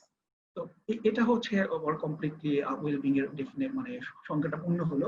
তো wellbeing, employee wellbeing এর মধ্যে page 2008 সালে উনি একটা মন্তব্য, মানে উনি হচ্ছে ওনার একটা মডেল দিয়েছেন। উনি বলছেন যে এমপ্লয়ি ওয়েলবিং এর মধ্যে 3টা কম্পোনেন্ট আছে। তার মধ্যে একটা হলো সাবজেক্টিভ ওয়েলবিং, একটা হলো সাইকোলজিক্যাল ওয়েলবিং, আর একটা হলো ওয়ার্ক প্লেস ওয়েলবিং। এই 3টার কম্বিনেশনে হচ্ছে এমপ্লয়ি ওয়েলবিং। আর এর মধ্যে হচ্ছে সাবজেক্টিভ ওয়েলবিং এর মধ্যে রয়েছে social wellbeing, physical wellbeing, spiritual wellbeing. তবে মতান্তরে আবার অনেক গবেষক মনে করেন যে না, এই যে পেজের যে এই মডেলটাতে তারা মনে করেন না, এটার মধ্যে 4 নম্বরের সাইকোলজিক্যাল ওয়েলবিংটাও সাবজেক্টিভ ওয়েলবিং এর অংশ। তবে অনেকেই এটা আসলে মানতে নারাজ, এটা একটু ডিবেট আছে, যার কারণে এটা আলাদাভাবে আমি এখানে রেখেছি, আবার এর সাথেও কিন্তু অন্তর্ভুক্ত করেছি। তো চলেন এরপরে আমরা দেখি যে আসলে সাবজেক্টিভ ওয়েলবিংটা কি। আমার মনে হয় ডিটেলসে না যাই, কারণ আসলে সময়ের স্বল্পতা আছে, যে আমরা পরের ইতে চলে যাই। যে এই যে সাবজেক্টিভ ওয়েলবিং এর একটা হলিস্টিক একটা মডেল আছে, হ্যাঁ, তো সেই মডেলটা আমরা একটু দেখি চলেন। যে এটা হচ্ছে সেই হলিস্টিক মডেলটা। তো এখানে হচ্ছে ফার্স্ট হচ্ছে ফিজিক্যাল ওয়েলবিং। দেখেন যে ফিজিক্যাল ওয়েলবিং যদি কারো ভালো থাকে তাহলে কি হবে, সে হেলদি অ্যাপিয়ারেন্স থাকবে, হেলদি লাইফস্টাইল থাকবে, তার অ্যাপ্রোপ্রিয়েট বিহেভিয়ার সে শো করবে, গ্রেটার ফ্লেক্সিবিলিটি থাকবে, সে সবার সাথে ঠিকমতো কোঅর্ডিনেশন করতে পারবে। আবার সোশ্যাল ওয়েলবিং যদি কারো ভালো থাকে, সে কি করবে, ট্রাস্ট থাকবে, বিলঙ্গিংনেস করবে, তার হচ্ছে বেনিভলেন্স থাকবে, তার মধ্যে হসপিটালিটি থাকবে, মানে গেস্টকে অ্যাটেন্ড করার বিষয়টা তার মধ্যে ভালো ভালো কাজ করবে। তারপরে হচ্ছে সে কি করবে, হলিডে গুলো ভালোভাবে সেলিব্রেট করবে, ফেস্টিভ্যাল গুলোকে সেলিব্রেট করার ক্ষেত্রে তার মানে সে ভূমিকা রাখবে, হ্যাঁ, এবং সোজা কথা সে সোসাইটিতে কন্ট্রিবিউশন করতে পারবে। অপরদিকে দেখেন সাইকোলজিক্যাল ওয়েলবিং এর মধ্যে কিন্তু যদি সাইকোলজিক্যাল ওয়েলবিংটা ভালো থাকে তাহলে সে কি হবে, তার হচ্ছে সেলফ অ্যাকসেপ্টেন্স থাকবে। সেলফ অ্যাকসেপ্টেন্সটা করলো যে তার হচ্ছে যে ভালো দিকগুলোকে সে নিজে যেমন অ্যাকসেপ্ট করে, সে তো ভালো দিকগুলো তার মধ্যে যেমন সেটা তো অ্যাকসেপ্ট করে নেবে, সে খারাপ যে জিনিসগুলো আছে তার মধ্যে যে খারাপ দিকগুলো আছে সেগুলোকে সে অ্যাকসেপ্ট করে নিবে, এবং সে খারাপ জিনিসগুলোকে অ্যাকসেপ্ট করে নিয়ে সে কিন্তু আরো ফ্লোরিশ করবে। আর তার হচ্ছে সে জীবনে একটা কি, তার একটা পারপাস থাকবে, লাইফের একটা পারপাস সে সেট করবে, এবং তার মধ্যে একটা পার্সোনাল গ্রোথ থাকবে, তার মধ্যে সে অটোনমি থাকবে, হ্যাঁ, আর হচ্ছে তার মধ্যে কি সেলফ মোটিভেশন থাকবে। এবং স্পিরিচুয়াল ওয়েলবিংটাও এর পার্ট ওভারঅল এই মডেলের, সেটা হচ্ছে কি যে সেলফ এস্টিম, যেটা হচ্ছে স্পিরিচুয়াল যে রিলিজিয়াস অবজারভেশন, যেগুলো অনেকে রিলিজিয়াস বিশ্বাস করে এবং তাদের সেলফ অ্যাকচুয়ালাইজেশনে স্পিরিচুয়াল ওয়েলবিং, সেখানে সেই যারা এই প্র্যাকটিসটা করে তারা দেখবে যে তাদের স্পিরিচুয়াল ওয়েলবিংটা ভালো থাকলে, তারা যারা মুসলমান তারা দেখবেন যে নামাজ পড়বে, যারা তারা ধর্ম পালন করবে, এক একজন এক এক রকম পালন করবে। তো এটা হচ্ছে কমপ্লিটলি, এগুলো হচ্ছে এই সাবজেক্টিভ ওয়েলবিং এর মধ্যে দেখেন এগুলো হচ্ছে কমপ্লিটলি যে 4টা বিষয়, একটা হচ্ছে psychological wellbeing, social wellbeing, physical wellbeing and spiritual wellbeing গুলো সবগুলোই কভার করে। এবং আর আরেকটা বাকি ছিল, সেটা হচ্ছে ওয়ার্ক প্লেস ওয়েলবিং। সেটা তো আমি আলোচনা করলাম। তো এই হচ্ছে একটা হলিস্টিক সাবজেক্টিভ মডেল। তো আসলে এই মডেলটা দেখানোর উদ্দেশ্য হচ্ছে, দেখেন যে ফিজিক্যাল ওয়েলবিং প্রথমে হচ্ছে এই যে সবগুলো ওয়েলবিং কিন্তু সাবজেক্টিভ ওয়েলবিং কে প্রভাবিত করে। দেখেন সবগুলো অ্যারো চিহ্ন দেওয়ার উদ্দেশ্য হচ্ছে কিন্তু তাই, যে spiritual wellbeing, social wellbeing, physical wellbeing এবং সাইকোলজিক্যাল যে ওয়েলবিং, সবগুলোই কিন্তু সাবজেক্টিভ ওয়েলবিং কে ইনফ্লুয়েন্স করে। আবার মজার ব্যাপার হচ্ছে যে প্রতিটা ওয়েলবিং, ফিজিক্যাল ওয়েলবিং যেমন স্পিরিচুয়াল ওয়েলবিং কে প্রভাবিত করে, আবার ঠিক একইভাবে স্পিরিচুয়াল ওয়েলবিংও কিন্তু ফিজিক্যাল ওয়েলবিং কে প্রভাবিত করে। এইভাবে পরস্পরকে কিন্তু আবার প্রভাবিত করে। এইভাবে কিন্তু ওভারঅল তার সাবজেক্টিভ ওয়েলবিংটাকে নিশ্চিত করে। তো এখন প্রশ্ন হলো যে এই যে এত কিছু করে, তো কেন ওয়েলবিংটা তাহলে কেন এত গুরুত্বপূর্ণ? ওয়েলবিংটা হচ্ছে এটা সম্পর্কে আমরা একটু জানা দরকার, কারণ আমরা অর্গানাইজেশনে এমপ্লয়ি ওয়েলবিংটা ইউজ করব। তো কেন এটা মানে আমরা ইউজ করব কেন, সেটা সম্পর্কে জানতে গেলে এই যে আমি হচ্ছে টোটাল যে লিটারেচার আমি সার্ভে করেছি, সেই লিটারেচার গুলো ঘেটে আমি হচ্ছে এই মডেলটা যেটা আমি দাঁড় করেছি, সেটাতে আমি সেটা থেকে আমি জাস্ট আপনার সাথে খুব সংক্ষেপে একটু শেয়ার করি। সেটা হলো, দেখেন যে এই যে হচ্ছে এমপ্লয়ি ওয়েলবিং, এখানে হচ্ছে আমাদের এমপ্লয়ি ওয়েলবিং আমরা সবাই দেখতে পাচ্ছেন। দেখেন এই এমপ্লয়ি ওয়েলবিংটা যদি খারাপ থাকে, তাহলে যেটা হয় অ্যাবসেন্টিজম বা অ্যাবসেন্স বেড়ে যায়। অ্যাবসেন্স বেড়ে যায়। তো অ্যাবসেন্ট যদি বেড়ে যায়, সাধারণত এই অ্যাবসেন্টের পিছনে কিন্তু অনেক ট্রিলিয়ন ডলার ইনভেস্টমেন্টের আমি রিপোর্ট আপনাদের দেখাবো, যে অ্যাবসেন্ট বেড়ে যায়। অ্যাবসেন্ট বেড়ে যায়, তারপর প্রেজেন্টিজম বেড়ে যায়, এবং সাথে সাথে লিভিজম বেড়ে যায়। তো এগুলো যখন অ্যাবসেন্টিজমটা হচ্ছে এটার কিন্তু দুই ধরনের অ্যাবসেন্টিজম আছে, বা অ্যাবসেন্স দুই রকম। একটা হচ্ছে শর্ট টার্ম অ্যাবসেন্ট, আর একটা হচ্ছে লং টার্ম অ্যাবসেন্স। তো আমি তো একটু দেখাই আপনাদেরকে সার্ভে রিপোর্টটা। এখানে দেখেন যে এমপ্লয়ি অ্যাবসেন্সের কারণে, এখানে 2020 সালের একটা রিপোর্ট সিআইপিডি কর্তৃক একটা তারা রিপোর্ট তৈরি করেছে। তারা দেখিয়েছে যে এটা হচ্ছে ইউকের উপর, ইউকে এমপ্লয়ীদের উপরে অ্যাপ্লাই করে সার্ভেটা তারা তৈরি করেছেন। তো তাতে দেখা গেছে যে, দেখেন যে প্রতি এমপ্লয়ির প্রতি যে অ্যাবসেন্টের কারণে 5.8 দিন, বছরে একজন এমপ্লয়ি 5.8 দিন জন্য লস করে। হ্যাঁ, তার মানে এতদিন তারা অ্যাবসেন্ট থাকে, এটা হচ্ছে তার একটা কোম্পানির জন্য সাংঘাতিক একটা লস কিন্তু। এবং এটার পরিমাণ তারা দেখিয়েছেন যে একজন প্রতি এমপ্লয়ির প্রতি প্রায় 600 থেকে 700 ইউরো, 600 থেকে 700 ইউরো পার এমপ্লয়িতে তারা মানে লুজার হচ্ছে প্রতিটা অর্গানাইজেশন।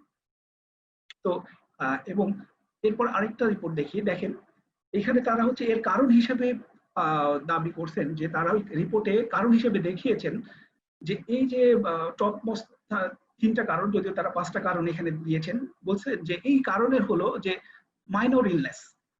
দেখেন এখানে বলছে যে মাইনর ইলনেস যেমন হচ্ছে সর্দি কাশি, পেট ব্যথা, মাথা ব্যথা, তার জন্য হচ্ছে কি 93%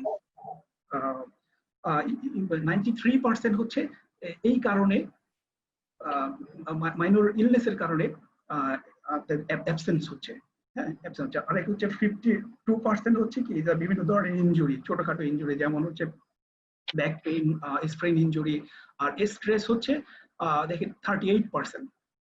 অনুরূপভাবে মেন্টাল হেলথ বলছে যে শর্ট অ্যাবসেন্স, এটা হচ্ছে short term absence. Short term অ্যাবসেন্সে দেখে আরেকটা দেখাইছে এখানে, যে মেন্টাল ইলের কারণে 28%, এবং আদার যে ফ্যামিলি রেসপন্সিবিলিটির কারণে 24%। তো এটা তো হলো শর্ট টার্ম। আচ্ছা, লং টার্মটার কি অবস্থা দেখেন। লং টার্মের বলা হচ্ছে যে লং টার্মের হচ্ছে প্রধান যে প্রথম যে টপ 3 কারণ, তার মধ্যে দেখেন একটা হচ্ছে মেন্টাল হেলথটা হচ্ছে প্রথম কারণ, 59% দায়ী এটা। আর তারপর হচ্ছে সেকেন্ডটা হচ্ছে ওই ইনজুরি, আর থার্ডটা হলো স্ট্রেস, এবং তারপরে দেখেন আছে অ্যাকিউট মেডিকেল কন্ডিশন 46%, এবং মাইনর ইলনেস যেটা 22%।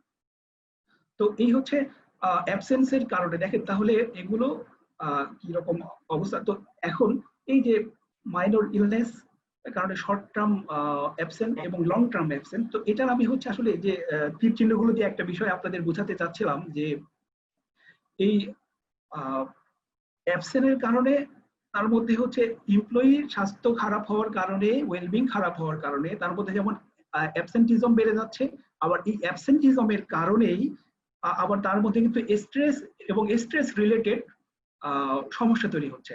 আবার ঠিক অনুরূপ ভাবে ওই স্ট্রেস এবং স্ট্রেস রিলেটেড যে সমস্যা সেগুলো তার অ্যাবসেন্টিজমের উপরে প্রভাব ফেলছে।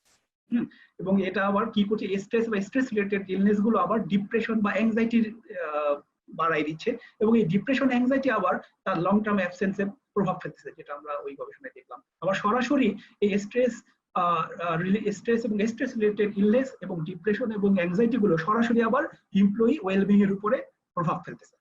তো দেখেন এই হচ্ছে সব দিক থেকেই কিন্তু এগুলো সম্পর্কিত। আবার আরেকটা এই পাশে দেখেন একটা হচ্ছে ড্রেনিং, হ্যাঁ, যে বলা হচ্ছে যে এই যে এমপ্লয়ির একটা স্বাস্থ্য খারাপ হলে বা এমপ্লয়ির ওয়েলবিংটা যদি খারাপ হয়, তার পিছনে একটা অর্গানাইজেশনের যে পরিমাণে খরচ হয়, হ্যাঁ, ইলনেসের জন্য, সেটা কিন্তু অনেক, সেই অ্যামাউন্টটা কিন্তু অনেক। এবং এই কস্টটা দেখানো হয়েছে যে 780 ইউরো। এবং এই সিকনেস অ্যাবসেন্সের কারণে এই যে তার ড্রেনিং হচ্ছে, টাকাগুলো তার লস হচ্ছে, এবং সেই সাথে সাথে আবার দেখেন ওই এমপ্লয়ির তো তারও তো নিজের অনেক ক্ষতি হচ্ছে। তো কাজে এই এমপ্লয়ি ওয়েলবিংটাকে যদি ভালো করে দেওয়া যায়, ওয়েলবিংটাকে যদি নিশ্চিত করা যায়, তাহলে তো এই সমস্যাগুলো কম হবে। আর এই সমস্যাগুলো যদি কম হয়, প্রোডাকশনও ভালো হলো, আমার খরচও কমে আসলো। তো এই হচ্ছে এই মডেলটা। আসলে আমি বিভিন্ন তথ্য থেকে যে মডেলটা আমি আপনাদের দেখানোর উদ্দেশ্য। আর দেখেন নতুন আরেকটা বিষয় এখানে হচ্ছে এই রিপোর্টে তারা যোগ করছে, সেটা হলো যে টেকনোলজি। তার আমরা যেহেতু বর্তমানে দেখেন এই যে টেকনোলজির কিন্তু সাংঘাতিক ব্যবহার বেড়ে গেছে। এটা কিন্তু 2018 সালের ওই সময়টাতে যে টেকনোলজির ব্যবহারটা কিন্তু এত বেশি ছিল না। বর্তমানে টেকনোলজির যতটা ব্যবহার বেড়েছে অর্গানাইজেশন গুলোতে, কারণ দেখেন এখন আমরা কোভিড এর কারণে কিন্তু ওয়ার্ক ফ্রম হোম, হ্যাঁ, এই কনসেপ্টটা চালু হয়েছে, আমরা কাজ করছি। তো এই টেকনোলজির কারণে দেখা গেছে যে দুই রকম কিন্তু ওয়েলবিং এর উপর প্রভাব পড়ে, এমপ্লয়ি ওয়েলবিং এর উপর প্রভাব ফেলতেছে। একটা হচ্ছে যে পজিটিভ প্রভাবও আছে, আবার কিছু আছে নেগেটিভ প্রভাব। তো পজিটিভ প্রভাবটা কোনটা, যে সেটা হচ্ছে দেখেন 42% পজিটিভ প্রভাব আছে। তো সেগুলো হচ্ছে যে ফ্লেক্সিবল, যে আপনি হচ্ছে যেহেতু বলেছে ওয়ার্ক ফ্রম হোম, হ্যাঁ, এখানে তো আপনি কাজের একটা ফ্লেক্সিবিলিটি পাচ্ছেন। হ্যাঁ, আপনি আপনার ইচ্ছা মতো সময়টাকে ভালোভাবে দেওয়ার চেষ্টা করতেছেন। হ্যাঁ, তো এটা হচ্ছে যেমন এর পজিটিভ দিক।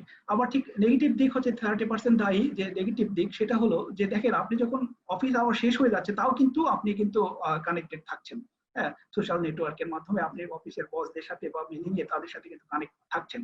তো এটা থাকতে যে কি হচ্ছে যে আপনার যে পরিমাণ ওয়ার্কিং আওয়ার দেওয়ার কথা, তার থেকে কিন্তু আপনার বেশি চলে যাচ্ছে। তো এটা কিন্তু একটা নেগেটিভ হিসেবে ওই রিপোর্টে উঠে আসছে, নেগেটিভ সাইড এই ওয়েলবিং এর। তো এই ছিল হচ্ছে কেন আমরা ওয়েলবিংটা আসলে ম্যাটার, এটা আমরা দেখলাম, এটাও আমরা দেখলাম। তো আসলে দেখেন যে আমি স্ট্রেসের কথা বললাম, তো এগুলো হচ্ছে তাদের একটা রিপোর্টে বলা হয়েছে কি, এই যে টোটাল যে স্ট্রেস একটা অর্গানাইজেশনের কি কি স্ট্রেসর, যেগুলো হচ্ছে ইটসেলফ অর্গানাইজেশনের কাজের মধ্যে যে স্ট্রেস গুলো তৈরি হয়, তো সেগুলো কোনগুলো, তো সেগুলো হচ্ছে একটা লিস্ট হচ্ছে তারা ওই রিপোর্টে প্রকাশ করেছে। যেটা হচ্ছে সিপিএডি 2011 সালের তথ্য অনুযায়ী। সেখানে দেখেন যে এখানে হচ্ছে এই তথ্যগুলোর মধ্যে প্রথমে আছে হচ্ছে ফ্যাক্টর আউটসাইড ওয়ার্ক ফ্যামিলি।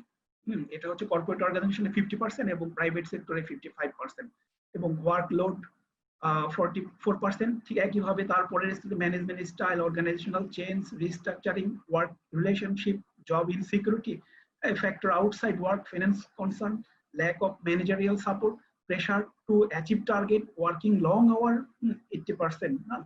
তো দেখেন এগুলো হচ্ছে কিন্তু স্ট্রেসর হিসেবে কাজ করছে।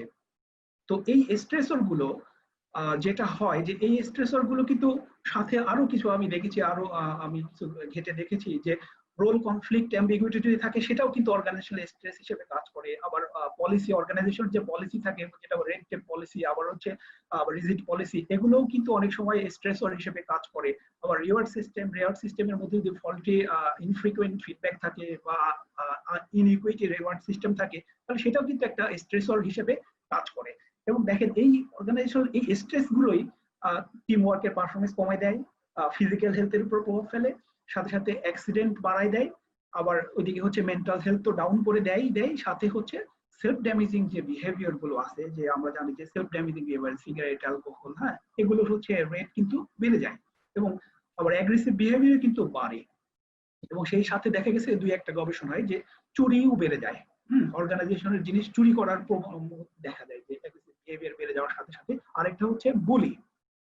এই বুলির এই গবেষণাটা হচ্ছে বাংলাদেশের প্রেক্ষাপটে করা, যে বাংলাদেশে হচ্ছে গার্মেন্টস সেক্টরের উপর একটা গবেষণা করা হয়ে করতে, যে তারা দেখতে পাইছে যে ওমেনদের যদি তারা হচ্ছে বুলির শিকার হচ্ছে, তো এই বুলিটা যদি অর্গানাইজেশনে কমানো যায় তাহলে কিন্তু এটা কিন্তু তার ওয়েলবিং এর জন্য কিন্তু বেটার, এবং এই স্ট্রেসরটা কিন্তু তার মধ্যে থেকে কিন্তু রিমুভ করলে দেখা যাচ্ছে যে তারা পারফর্ম ভালো করছে। তো এগুলো হচ্ছে স্ট্রেসর। তো আমরা জানি যে এই স্ট্রেস নিয়ে কিন্তু প্রতিটা এমপ্লয়ি কিন্তু মানে অর্গানাইজেশন কিন্তু যথেষ্ট কনসার্ন, কারণ আমরা জানি যে এই স্ট্রেস ম্যানেজমেন্ট বিষয়টা কিন্তু আমাদের দেশে সবগুলো অর্গানাইজেশনে আমি মনে করি যে এটা হচ্ছে অ্যাপ্লাই করা হয় এই স্ট্রেসকে ম্যানেজ করার জন্য। কিন্তু এই স্ট্রেসকে ম্যানেজ করার জন্য ম্যানেজমেন্ট ইটস ওকে ফাইন, এটা হচ্ছে প্রিভেন্টিভ মেজার, যে আমার যাতে একটা এমপ্লয়ির সাইকোলজিক্যাল সমস্যা না হয়ে যায় বা তার অবস্থা যাতে খারাপ না হয়ে যায়, তার জন্য কিন্তু এটা প্রিভেনশন একটা টেকনিক। মেন্টাল হেলথ খারাপ যাতে না হয়ে যায় তার জন্য প্রিভেনশন হচ্ছে stress management. It's very well done. কিন্তু এই স্ট্রেস ম্যানেজমেন্ট ছাড়াও কিন্তু আরো কিন্তু কিছু বিষয় আছে, আমি আপনাদের দেখাবো। তো তার আগে হচ্ছে এটা হচ্ছে আপনারা জানেন যে স্যার রিচার্ড ব্র্যানসন, যার হচ্ছে ভার্জিন গ্রুপের ফাউন্ডার বলা হয়, হ্যাঁ, যে ফাউন্ডার চেয়ারম্যান। তো উনি বলছেন যে take care of your employee, আপনারা আপনাদের এমপ্লয়ি টেক কেয়ার করেন, তাহলে কি হবে, তারাই কিন্তু আপনার বিজনেসকে টেক কেয়ার করবে। হ্যাঁ, তো আমার মনে হয় যে এই জন্যই কিন্তু সারা বিশ্বের সব বিলিয়নিয়ার, সব ইন্ডাস্ট্রিয়ালিস্ট যারা সবাই কিন্তু এখন এমপ্লয়ি ওয়েলবিং এর উপরে সবাই ইনফ্লুয়েন্স করছে, সবাই ইনভেস্ট করছে। তো এগুলোর আসলে বেনিফিট আপনারা জানেন, বেনিফিট বলে শেষ করা যাবে না। হ্যাঁ, অনেক, যে এটা হচ্ছে এমপ্লয়ি ওয়েলবিং যদি এনশিওর করা যায় তাহলে কি হবে, সিক লিভ কমে যাবে, স্ট্রেস কমে যাবে, টার্নওভার কমে যাবে, অ্যাক্সিডেন্ট ইনজুরি কমে যাবে, টেম্পোরারি রিক্রুটমেন্ট করতে হবে না, হ্যাঁ, এসব কমে যাবে, রিক্রুটমেন্ট কস্ট কমে যাবে, ম্যানেজমেন্ট টাইম কমে যাবে, ওয়ার্ক প্লেস কনফ্লিক্ট কমে যাবে, ওভার টাইম পেমেন্ট কমে যাবে, পার্মানেন্ট স্টাফ পেরোল কমে যাবে, হ্যাঁ, লিগ্যাল কস্ট ক্লেম সেগুলো কমে যাবে। আর বাড়বে কি, বাড়বে হচ্ছে সবার আগে বাড়বে, হ্যাঁ, তার সাথে হচ্ছে প্রোডাক্টিভিটি বাড়বে, কোম্পানির প্রোফাইল ভালো দিকে যাবে, এমপ্লয়ি হেলথ এবং ওয়েলফেয়ার নিশ্চিত হবে, জব স্যাটিসফ্যাকশন বাড়বে, স্টাফ মোটিভেশন, মোরাল এবং সেন্স অফ বিলঙ্গিং তৈরি হবে, তারপর কি cooperative and quality work place relationship তৈরি হবে, তো কাস্টমার সার্ভিস এবং স্যাটিসফ্যাকশন নিশ্চিত হবে। তো এই হচ্ছে মূলত হচ্ছে আমার হচ্ছে ছিল ফোকাস। এখন আমি একটা বিষয় বলে শেষ করে দিই, আসলে সময় মনে হয় বেশি নাই, আমাকে শেষ করতে হবে। তো এই যে এমপ্লয়ি যে অর্গানাইজেশন গুলোতে যে সাধারণত দুই ধরনের টেকনিক ব্যবহার করা হয়ে থাকে। একটা হলো প্রিভেনশন টেকনিক, হ্যাঁ, একটা প্রিভেন্টিভ টেকনিক, আর একটা হলো যে এক্সিস্টিং একটা প্রবলেম তৈরি হয়েছে তখন সেই প্রবলেমটাকে সলভ করার জন্য। তো এর জন্য একটা পপুলার হলো যে যদি হচ্ছে প্রবলেম তৈরি হয়ে যায় তার ওয়েলবিং নিশ্চিত করার জন্য, এটা হচ্ছে একটা পপুলার হচ্ছে একটা মানে যে অ্যালেন গ্যাব্রো, যিনি হচ্ছে ভার্চুয়াল ইউনিভার্সিটি আমস্টারডামের, তার পিএইচডি গবেষণায় তিনি এটাকে প্রপোজ করেছেন এবং এটা ইমপ্লিমেন্ট করেছেন এবং এটার বেশ ফলপ্রসূ একটা ইফেক্ট পেয়েছেন। সেটা হলো যে ফার্স্টে হচ্ছে প্রবলেমকে আইডেন্টিফাই করা, তারপরে হচ্ছে তাদেরকে এডুকেটেড করা, তারপরে হচ্ছে কি সেই সেই অনুযায়ী তাকে রেফার করা। যদি সে ফিজিক্যালি সমস্যা থাকে তাহলে ডাক্তার বা এরকম জায়গাতে তারা রেফার করবে, তার যদি আর যদি তার সাইকোলজিক্যালি ডিস্টার্ব থাকে তাহলে কাউন্সিলিং এর জন্য তাকে পাঠানো হবে। হ্যাঁ, আবার হচ্ছে বিভিন্ন ট্রিটমেন্টের জন্য অপশন থাকবে এবং তাদেরকে ফলো আপ করা, এই বিষয়গুলো হচ্ছে তিনি ফোকাস করেছেন। তো এখন আমরা এটা বলে শেষ করি যে আসলে কি করে এমপ্লয়ি ওয়েলবিং বাড়ানো যেতে পারে। এটা হচ্ছে দেখেন যে সারা বিশ্বে বর্তমানে যে মেন্টাল হেলথ বলা হচ্ছে যে মোস্ট কমন ফোকাস, হ্যাঁ, of mental health wellbeing activity, যে বর্তমান ওয়েলবিং অ্যাক্টিভিটির মধ্যে সবচেয়ে বেশি ফোকাস দেওয়া হচ্ছে মেন্টাল হেলথের উপরে। তো এই যে রিপোর্টটা আপনারা দেখতে পাচ্ছেন, এই রিপোর্টটাও 2000 সিআইপিডির 2020 সালের রিপোর্ট। এখানে দেখা যাচ্ছে যে সারা বিশ্বে যে 5,000, তারা হচ্ছে এই গবেষণাটা এই রিপোর্টটা তৈরি করেছেন 5,000 এমপ্লয়ারের উপর এই এটা সার্ভে করেছেন, হ্যাঁ, জরিপ করেছেন। তো জরিপ করে তারা দেখেছেন যে মেন্টাল হেলথ, তারা বলেছেন যে মেন্টাল হেলথটা হচ্ছে সবচেয়ে ফার্স্ট প্রায়োরিটি। দেখেন 41% তারা মনে করছেন যে মেন্টাল হেলথটাকে তারা হচ্ছে সবচেয়ে মানে গুরুত্ব আরোপ করছেন। এবং তারপরে দিছে হচ্ছে গুড ওয়ার্ক, হ্যাঁ, যেটা হচ্ছে গুড ওয়ার্ক। তারপরে হচ্ছে যে কালেকটিভ এন্ড সোশ্যাল রিলেশনশিপের কথা বলছে, এমপ্লয়ি ভয়েস, ফিজিক্যাল হেলথের কথা বলছে।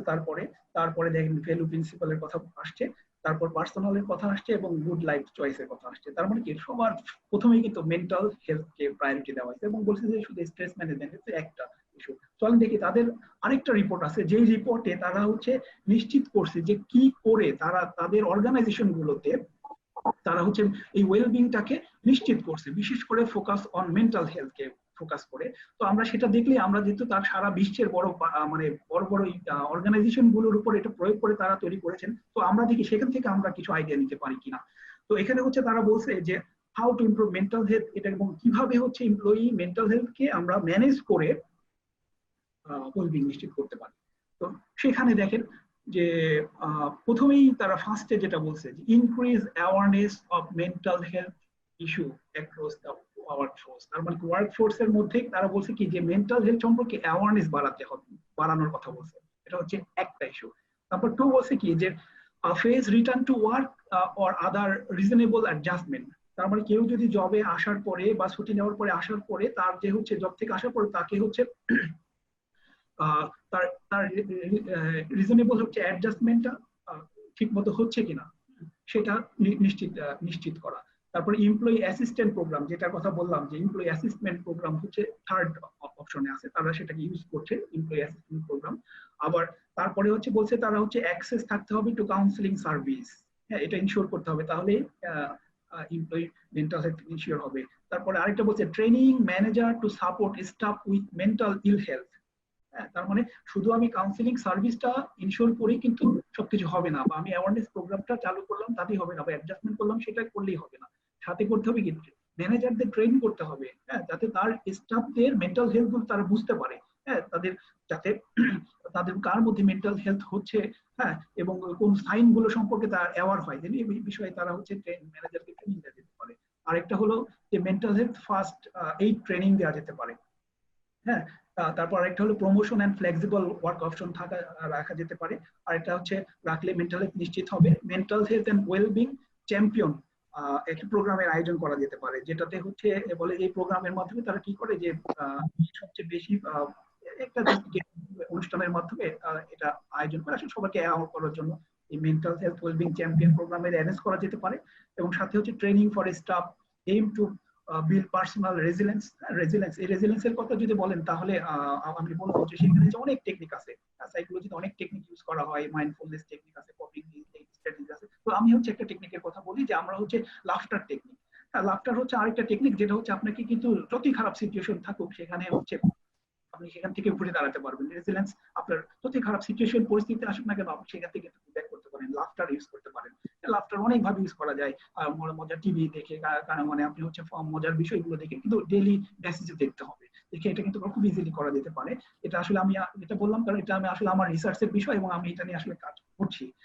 আর আরেকটা হলো training for staff aim to build personal resilience বললাম। তারপর হচ্ছে greater involvement occupational health specialist, যেটা অলরেডি আমাদের এক্সিস্টিং প্র্যাকটিস কিন্তু অলরেডি এটা আছে। দেখেন সেই এক্সিস্টিং প্র্যাকটিসটা কিন্তু সবার শেষের দিকে যে ইনভলভমেন্ট অফ অকুপেশনাল হেলথ স্পেশালিস্টের কাছে পাঠানো, যেটা কিন্তু অলরেডি অনেকদিন ধরে আমাদের ট্রেডিশনাল সিস্টেমটা চলে আসছে, তার মানে সেটা কিন্তু সবার লাস্টে।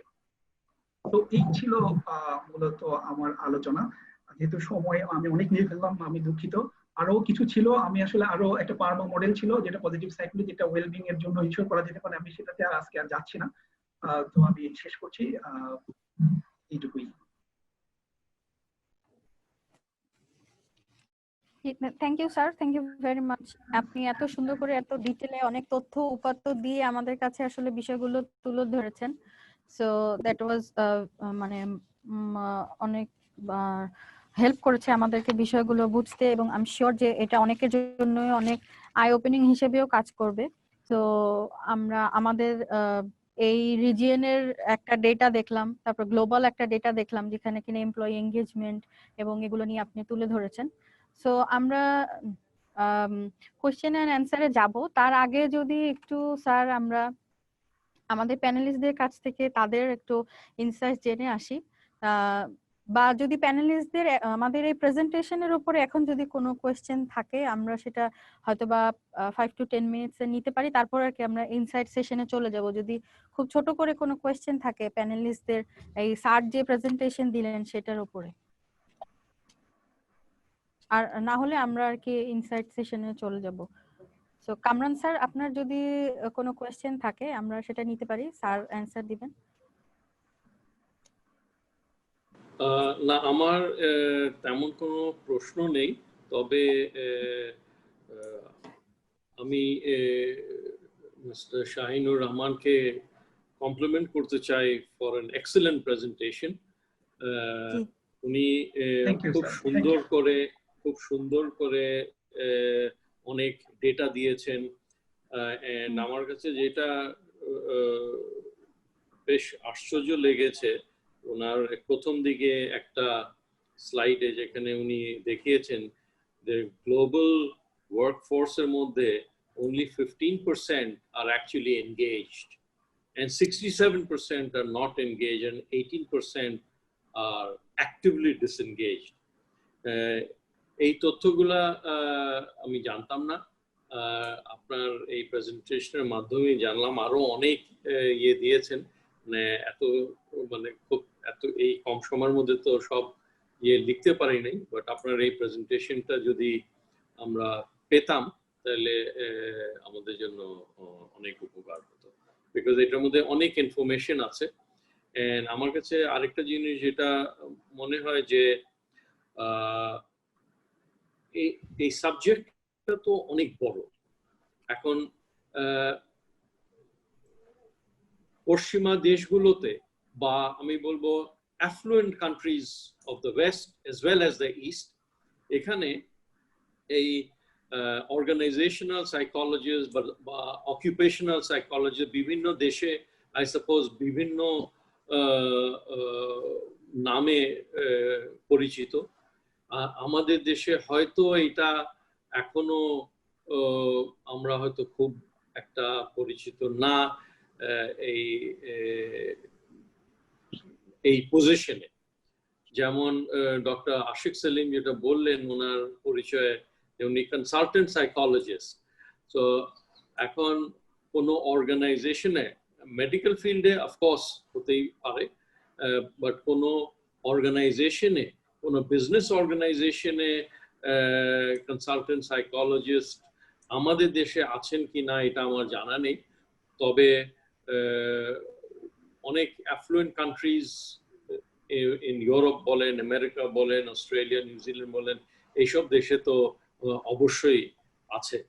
So but I would certainly like to thank Enroute for organizing maybe the first ever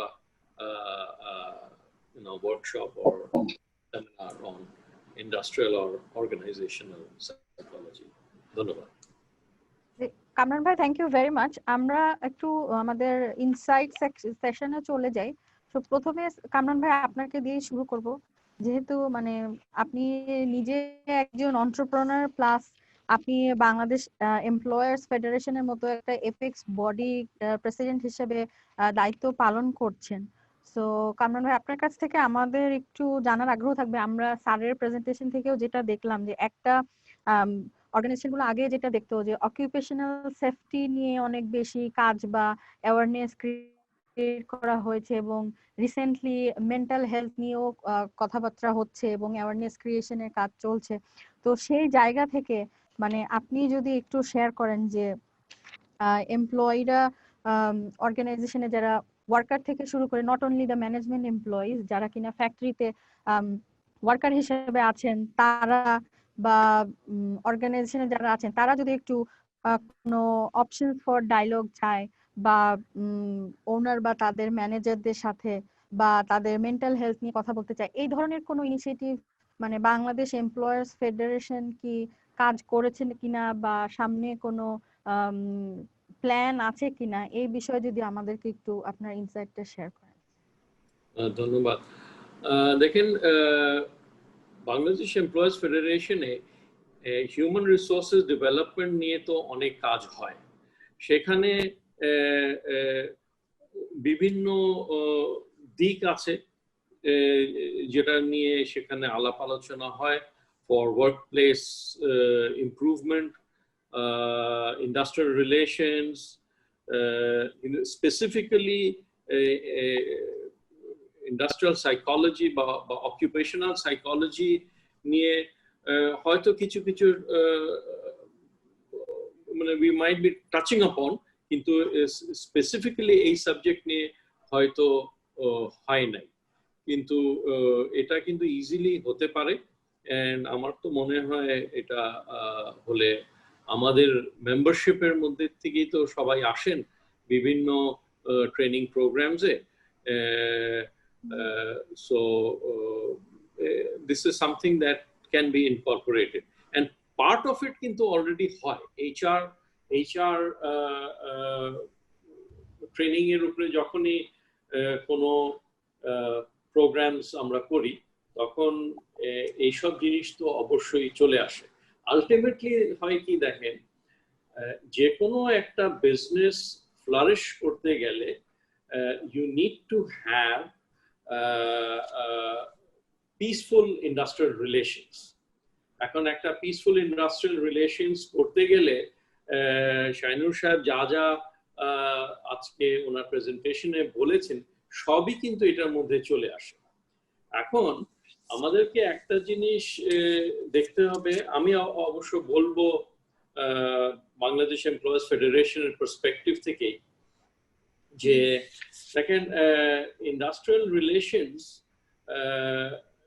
between employers and workers, এটা রিজনালি হোক, ন্যাশনালি হোক বা কোম্পানি লেভেলে হোক, এগুলো কিন্তু কি নিয়ে ডিল করে? এগুলো ডিল করে সোশ্যাল অ্যান্ড ইকোনমিক ইস্যুস নিয়ে, such as wage setting, working time, working conditions, এর মধ্যে ওয়ার্কিং কন্ডিশনস এর মধ্যে ওয়ার্কিং এনভায়রনমেন্ট বলেন, এরগোনমিক্স বলেন, সবই এগুলোর মধ্যে এসে যায়। এখন আমরা যদি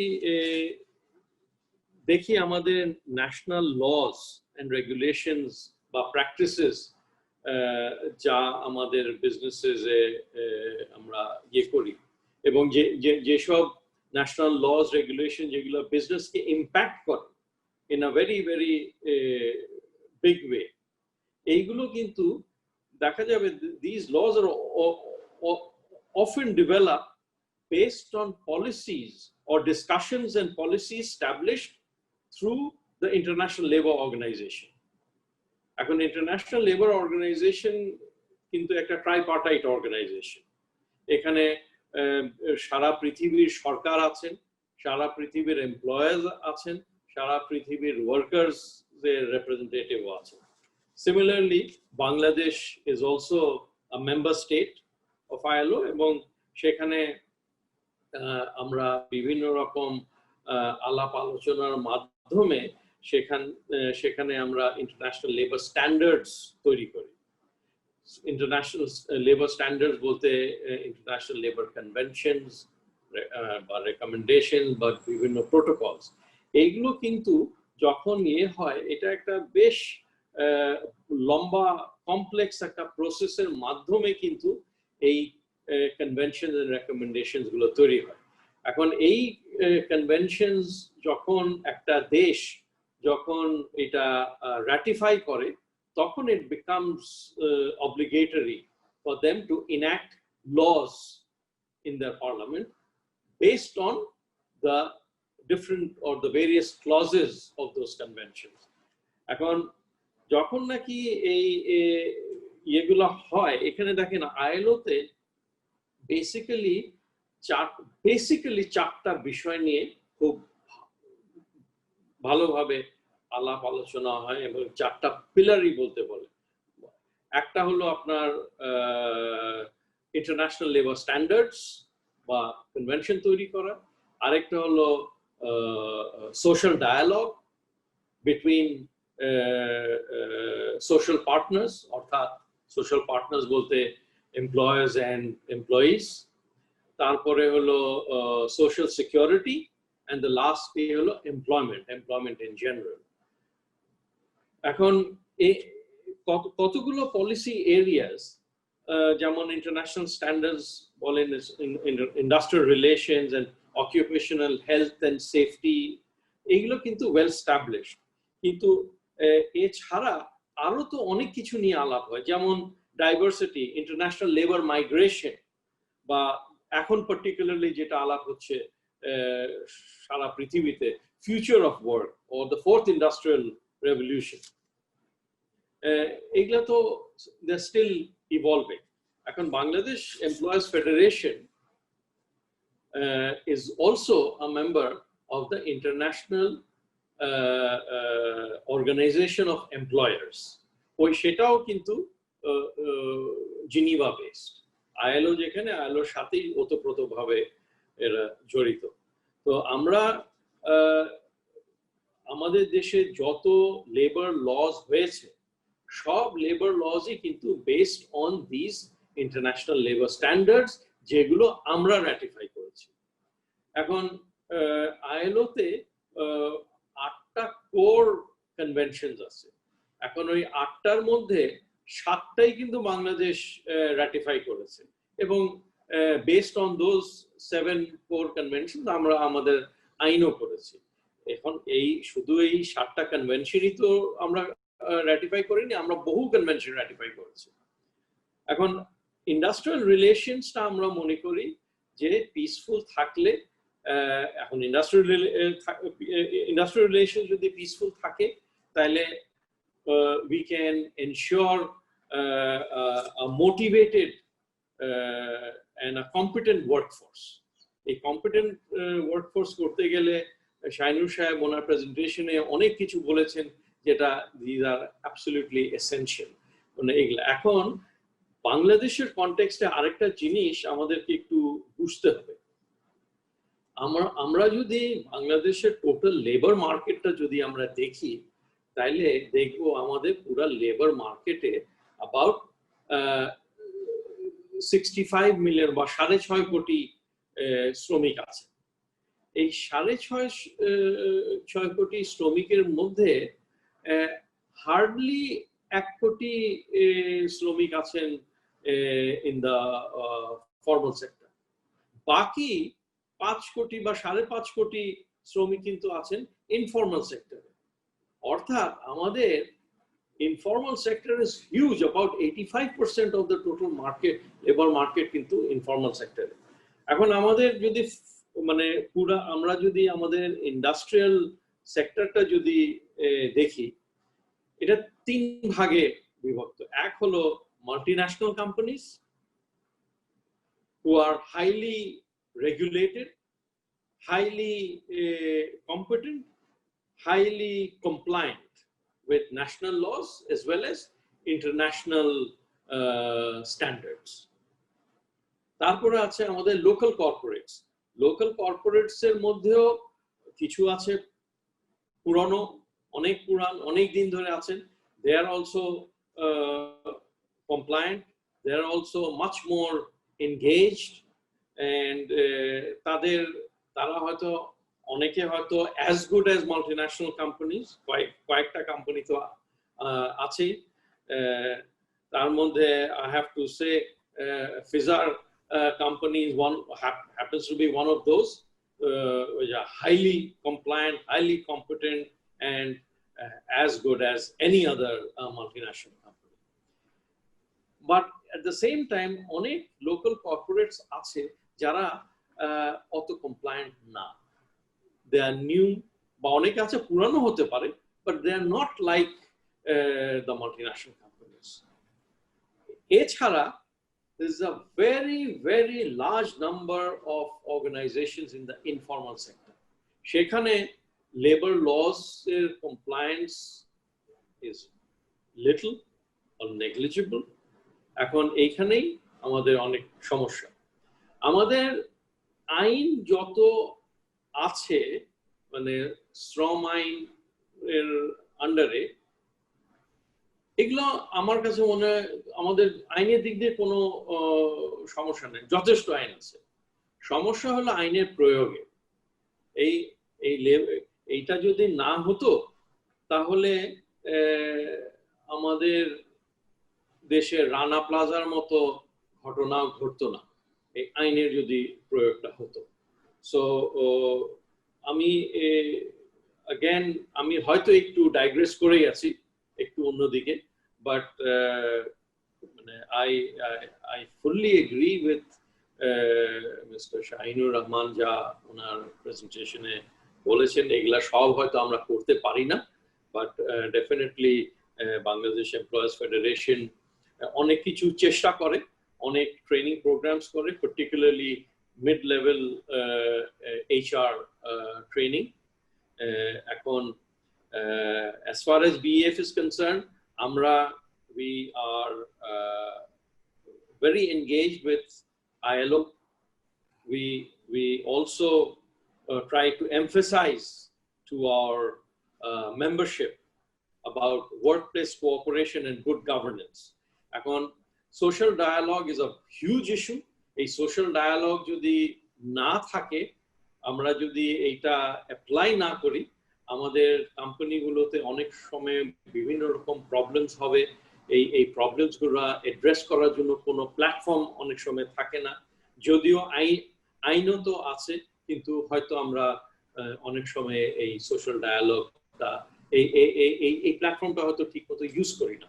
এটা যদি আমরা ঠিকমতো ইউজ করি, এটার জন্য এমপ্লয়ার্সদের যেমন ট্রেনিং প্রয়োজন, এটার জন্য শ্রমিকেরও কিন্তু শ্রমিকদের এনগেজমেন্টের জন্য তাদেরও অনেক ট্রেনিং প্রয়োজন। And social dialogue, I think, is the key to many of the issues that we have in our industries, in our businesses. আমার মনে হয় আমি আপাতত এইগুলি শেষ করি, আবার যদি কিছু বলতে বলেন তখন আবার দেখব। ধন্যবাদ। Thank you, Kamran bhai. Thank you for sharing about the current practices and the initiatives from Bangladesh Employers Federation. আমরাও যেটা বলছিলাম যে কামরান ভাই, আমাদের এই ইন্ডাস্ট্রিয়াল অর্গানাইজেশনাল সাইকোলজি কনফারেন্সের আইডিয়াটা এনরো সেন্টার ফর ডেভেলপমেন্ট যেটা নিল, যে হয়তো বা লজ আছে বা আমরা অনেকে প্র্যাকটিস করছি, বাট ইন্ডাস্ট্রিয়াল অর্গানাইজেশনাল সাইকোলজি যে একটা স্পেশালাইজড নলেজ আছে, এটা অর্গানাইজেশনে কিভাবে আর কি ইমপ্লিমেন্ট করা যায় এই বিষয়ে যাতে একটা অ্যাওয়ারনেস ক্রিয়েট হয়, এটা একদম ইনিশিয়াল একটা অবজেক্টিভ আমাদের। তো সেক্ষেত্রে হয়তো আমরা আশা করব যে বাংলাদেশ এমপ্লয়ার্স ফেডারেশনের যারা মেম্বার অর্গানাইজেশন আছে তাদেরকে যদি এডুকেট করতে হয় বা তাদের মধ্যে অ্যাওয়ারনেস ক্রিয়েট করতে হয়, will be happy to be part of the programme. So সেক্ষেত্রে হয়তো বা কাজ করার সুযোগ থাকবে, এবং definitely being a training and development organisation, Enroute also provides training. So সেখানেও হয়তো বা আমাদের কাজ করার সুযোগ থাকতে পারে। So thank you once again. আমি চলে যাব একটু হেলালুদ্দিন আহমেদ স্যারের কাছে। সো স্যার, আপনি যেহেতু ন্যাশনাল ইনস্টিটিউট অফ মেন্টাল হেলথের মতো একটা অর্গানাইজেশনে আছেন যারা কিনা মেন্টাল হেলথ নিয়ে কাজ করছে, সো আমাদের আজকের যেহেতু সেশনটা হচ্ছে যে এমপ্লয়ি এঙ্গেজমেন্ট অ্যান্ড ওয়েলবিং নিয়ে, আমাদের একটু আপনার কাছ থেকে জানার আগ্রহ থাকবে স্যার যে আপনাদের মতো এটা তো একটা সরকারি প্রতিষ্ঠান, সো এখানে প্রশাসনের কিছু বিষয় আছে, মন্ত্রণালয়, অধিদপ্তর, এসবের কিছু বিষয় আছে। সো সবকিছু মিলিয়ে আসলে আপনাদের এই ইনস্টিটিউটে স্যার আপনি যদি একটু শেয়ার করেন যে এই এমপ্লয়ি এঙ্গেজমেন্ট এবং ওয়েলবিং, সেটা ফিজিক্যাল এবং সাইকোলজিক্যাল মেন্টাল হেলথ, সেটাকে আসলে কিভাবে দেখে বা কি কি ইনিশিয়েটিভ আপনারা নেন আর কি আপনাদের অর্গানাইজেশনে ম্যানেজ করতে গিয়ে।